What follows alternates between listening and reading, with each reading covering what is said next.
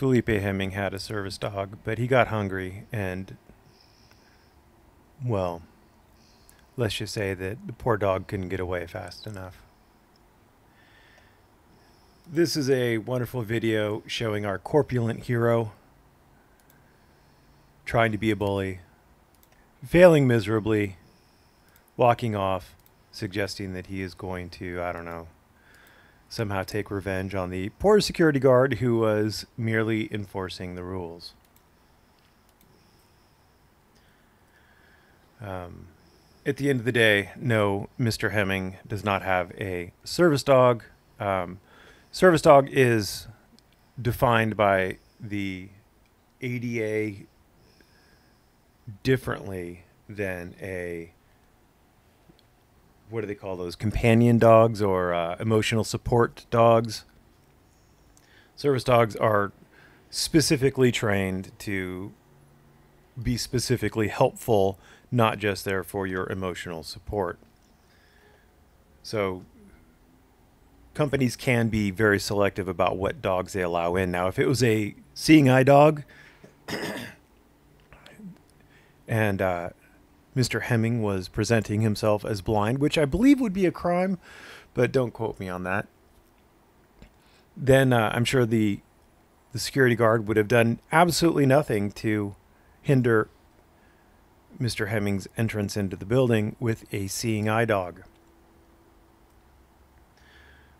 If the dog was wearing one of those vests that marked it as an actual service dog with the appropriate service training, you could pretty much tell the service dogs will be very attentive to their owner, and they will not be looking off as this dog is on a random shot. You saw me just clicking around.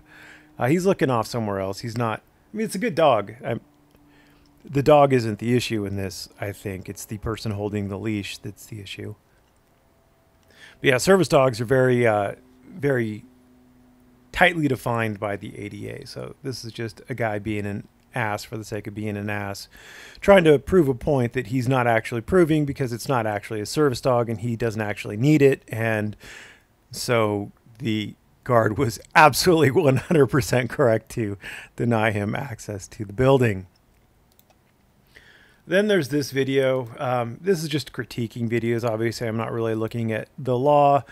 These guys were apparently upset that the security guard didn't ID the security guard. The security guard didn't ID his or herself. They're at the Mills Building trolley towers. It's this building right here at 1255 Imperial Avenue. You will notice that it does include child welfare services. I think they are probably well within their rights to not allow filming in there. Again, for the safety and security and privacy of the child. Children do get added protections, especially if they are inside. And this all goes to just being a general asshat and not endearing yourself to the public at large. Standing outside screaming about how you're going to get some minimum wage security guard fired because they didn't follow some policy, all because you're upset that they didn't allow you to film inside of their building where you're probably not allowed to film. I mean, the security guards most likely didn't make that policy. I'm just going to go ahead and guess that. And all in all, from the video, I could see the security guards and the police being very polite and professional. And it was the auditors who were just being general asshats. Again, you know, are you really getting the public behind you? Top comment is bad audit, educate, don't instigate. So, you know, that's just where I'm at. And yes, I did like it. It is a very good comment because that's kind of my policy on it. Anyway, that's just my general thoughts this morning. I know there are lots of others, but I had a ton of comments today that I had to catch up on.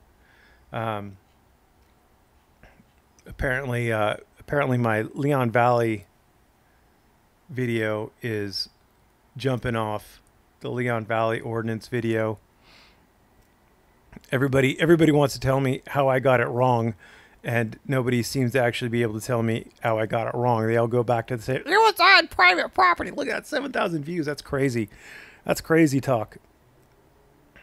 Anyway, apparently most of the people who watch it can't understand it or can't understand what I'm doing. One real big thing that I get fairly frequently is, why don't you make a video showing where the cops screwed up? Well, if you look at the particular community I'm embroiled in, 99% of the people in the community hate the cops. There's no one out there who thinks the cop did right, even when the cop did right.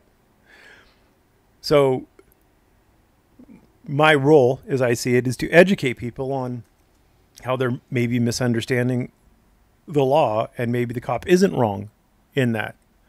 Or maybe the cop can offer something as a defense, or maybe a particular statute can be read in a particular way that makes what the cop did not completely out there, or what have you. There's no call. I mean, obviously I could get likes and clicks and everything like that if I said, oh, you know, these cops are just terrible, but that would be me being disingenuous. That would be me riding the click train and not actually me trying to educate you. There's most of the people out there in the First Amendment community think the cops are terrible human beings. Me saying the cops are terrible human beings would do nothing to educate them. It would just reinforce their worldview that the cops are terrible human beings, and it wouldn't be challenging them on it. So that's why I challenge them on it. Are there plenty of times where cops do wrong? Absolutely.